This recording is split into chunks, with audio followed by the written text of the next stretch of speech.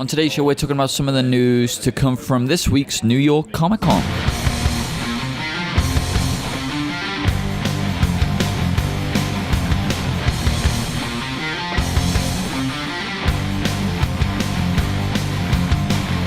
Okay, so it has been said before, and I'll say it again. I didn't say it before. Other people have said it before. But he'll say it again. That New York Comic Con now is the comic convention for comic books. Yeah. Whereas San Diego's now turned into kind of a pop culture event, where mostly, the new films get announced and things like that. New York Comic Con is where all the major companies tell you what's coming in their comic book lineup. And seeing how this is a comic book show, that's what we focus on. So, Dan, I'm going to kick us off. First off with Marvel, who had an absolutely fantastic go at New York Comic Con. I'm almost positive there will be more stories that come out after recording this. Always happen. Like always, but this is what we have so far. So I'm going to start with my way up. So, all new Marvel Now. That's their new Marvel Now. That's what it's called. It's called All New Marvel Now. That's stupid, but I thought Marvel Now was stupid as well. And it was great. So, the name aside, first off, we have a brand new Ghost Rider book. Does that excite you? No. And the thing is, the problem with Ghost Rider for me is that my first my first exposure to Ghost Rider was literally Nick Cage. So unlike you, who your brothers had Ghost Rider and he was cool, Ghost Rider has never been cool for me. I mean, even on paper, I think it's a dumb idea, and I have never seen a good version of Ghost Rider. I read some kind of 90s X-Men crossovers with Ghost Rider and I still thought he was dumb. There's nothing about Ghost Rider that's cool, and I don't know, I just have a bad taste in my mouth when I think of him. So, I mean, it'd have to take an all-star creative team to sort of turn me around on him, and we don't really have that, so no. I mean, I'm pretty much in the same vein, but as you said, because my brothers had it, I kind of have a bit more of a 90s attachment to Ghost Rider, and I'm excited by the idea because he's not had a comic in so long, and I can only feel that's because Marvel know what a bit of a property he is, and they needed the right creative team behind it, which hopefully they have. So, I'm not excited for it, but I'll definitely give the first issue a read. So the next book we're going to talk about is Zeb Wells, writer of Avenging Spider-Man and that issue of Savage Wolverine that we loved. He is starting a new Elektra book, Elektra #1.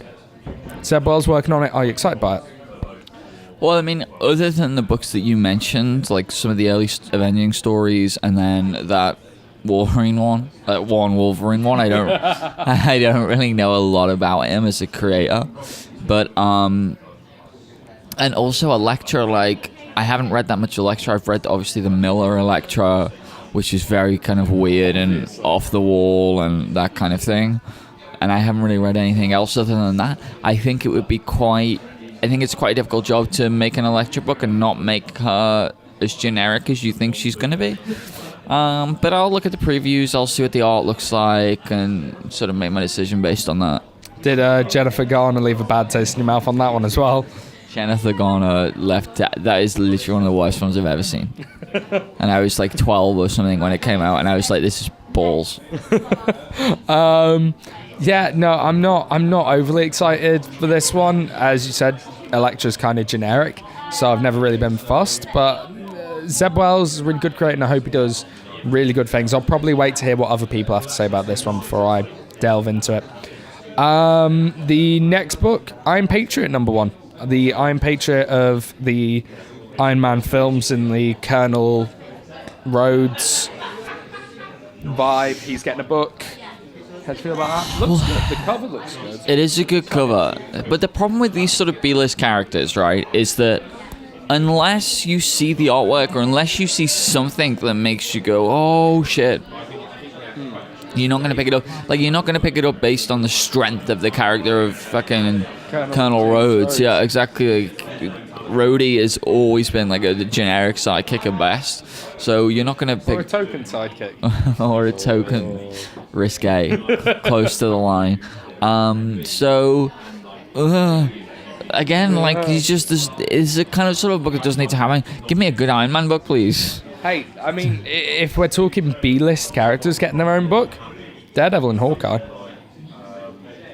Daredevil and Hawkeye. Are you going to tell me that Daredevil and Hawkeye aren't B-list? I could give you Hawkeye, but there's no way you're getting Daredevil as a B-list character. Daredevil's a B-list. Daredevil's definitely a B-list. He might be a B-list in the context of like, oh, the Hollywood and all, you know, the kind of word superheroes have gone. No. Well, either way, we'll agree to disagree, sir. But that's what I'm saying. But the thing, even right, I'll give you that. But even like, so Hawkeye, that's a book that I would never picked up on the strength of it's its own book. Same with Gambit when that came out. Yeah. But when you look at the artwork and you look at the things that are going on, you're like, whoa, this is different. I'll pick it up, and then it's fine. If the cover is indicative of the interior artwork for Iron Patriot, I'm definitely going to pick it up. Definitely, because the cover looks beautiful. So I'm hoping it's the same as that. Okay. As far as the storyline goes, in January, Guardians of the Galaxy is crossing over with all new X-Men for the trial of Jean Grey. Does that excite you, Mr. Morgan? What do you think? Well, obviously. I don't know what's happening in all new X-Men. I'm reading it in trade. I don't know. Well, I read Guardians of the Galaxy. Stay tuned next week. Find out what I think of that. And, and basically, the X-Men books are the only books that I'm buying in singles at the moment. The X-Men books, Batman, and Young Avengers. So I am all about my X-Men. I love my X-Men. I think X-Men at the moment is pretty much not only the best that they've ever been, but pretty much like the best superhero team book in comics by far. Bold statements. And all the different ones as well. Like, All New is great. Uncanny is great. Wolverine and is perfect. So gassy. That's all the best. So yeah, I'm extremely excited for anything, especially that Bendis is involved. Yeah, I'm all about it. X-Men is just perfect at the moment. Yeah, I can't wait for that to come out so that I can read it. In trade. I'm going to have to wait until like March before I can read that. Never mind. That'll teach me. Okay, so the last two books. Another X title being added is The Amazing X-Men, written by Jason Aaron, artwork by Ed McGuinness of current Nova fame, and Although he just left Nova. Oh, he did, didn't he? He's a veteran in the industry. He's worked on loads of books. You know what? I'm not even going to ask you. You're blatantly excited for this book. I'm also excited. I can't wait to read this one as well. I've been loving the X-Men characters. I didn't think I would love them as much as you have, but I'm steadily getting there. They are fantastic. It is such a good time to be an X-Men fan. Like, they are taking over, and it is a testament to how good all of these books are that we hear the announcement of yet another one, and we don't think, oh, not another one. We think, yay, more. Whereas a bunch of new Avengers books are announced, and I'm brushing right over them. I don't have the time to talk about them. Ooh, interestingly enough, I also forgot to add on the all-new X-Men front, a new member is joining the team. X-23. That's interesting. The cover that was released at New York Comic Con is X-23 embraced with a young Cyclops. That's cool. That's cool. Excited? Yeah, all over that. And then, by the way, if you're not reading the Battle of the Atom stuff at the moment, I lose my shit every week. Like, spoiler free. You stay spoiler free. It is so good, so good. I'm excited to read it. Okay, and finally, the announcement that was, dude, my mouth's here, not my eyes. The announcement that we were both waiting for, they teased it with Rad, Dan Slott, Michael Red. We finally find out they're working on The Silver Surfer. Dan, how overwhelmingly excited are you to read this book? Well, FF has been one of my favorite books for a long time. Yep. Michael Red, one of my favorite creators. Yep. Beautiful artwork, love his artwork. Sarah All Day. One of our early high-rated videos was our review of FF number 1. Well, it was the review of My Little Pony, but skip over that. And Dan Slott, the only thing I've ever read of his is Ultimate Spider-Man, Superior Spider-Man, and I'm loving it. This and Silver Surfer, love the idea of Silver Surfer. Never really committed to an ongoing book. Couldn't be more excited for this. This is going to be fantastic. I need not repeat anything you said. I 100% agree. Okay, so now over onto the DC side. They had a really bad time at New York Comic Con. The problem being that a lot of it was based around Forever Evil, which, by the way, neither of us have talked about it. You can imagine how much of it we've read, which is none. So we only focused on the announcements that we could read, and the only one that piqued our interest was that the creative team behind The Flash, which is Francis Manifold and Brian Bacaletta.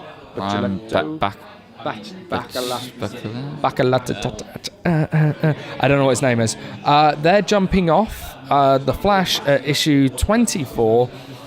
Their run finally ends after 2 years, and they are joining, the pair of them, Detective Comics, a book which you tried, you severely disliked. I've tried, I severely disliked. Are you now going to pick it up? Are you going to give it a go? A couple of things. Francis Manifold's art, I've said time and time again, is extraordinary. Love it. Amazing.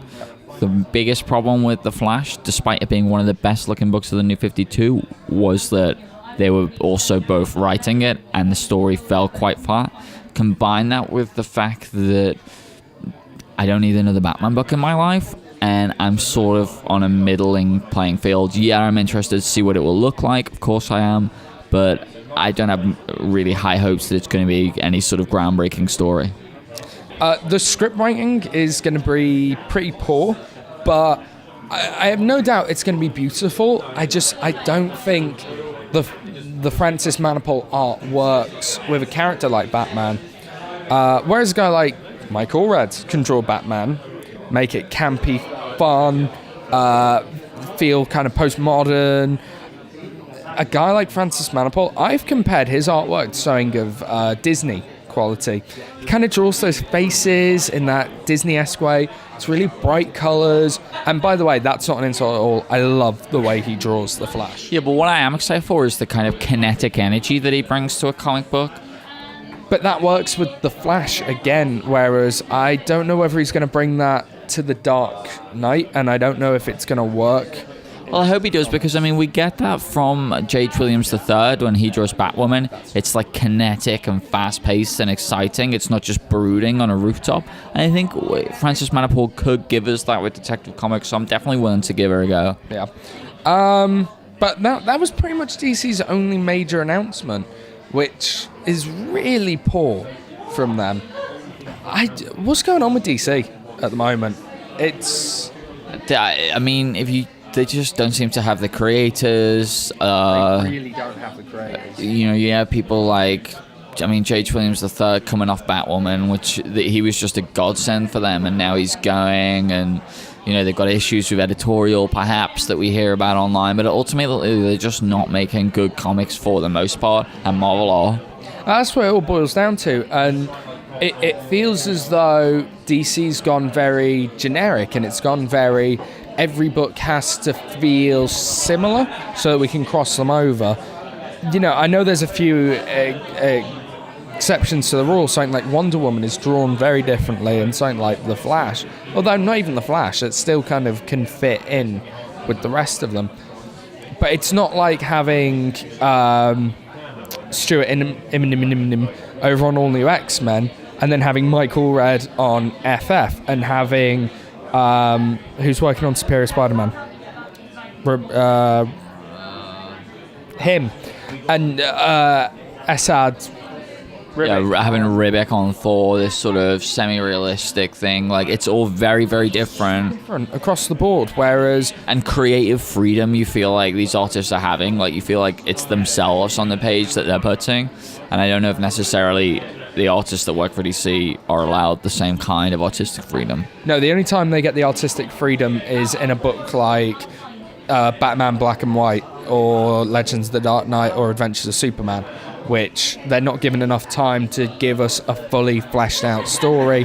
and so it ends up falling fairly flat because of that. So I don't know. DC really need to sort it out. Like, their Vertigo stuff at the moment is fantastic. Books like Trillium and The Wake and FPD. Is it FPD? The physics. FPD. The Federal Physics Department. Something like that. Collider. Things like that were great. Why can't they transition that over into the DC market? Don't know. Anyway, that is all from us today. I hope you've enjoyed this wrap up from New York Comic Con. We have missed a lot of stuff, I'm sure we have, so let us know what we've missed and what you're looking forward to down in the comments or on Twitter at Comic Book Show 1. And join us next week, where we're still going to be in the pub. Goodbye. Dude, my mouth's here, not my eyes.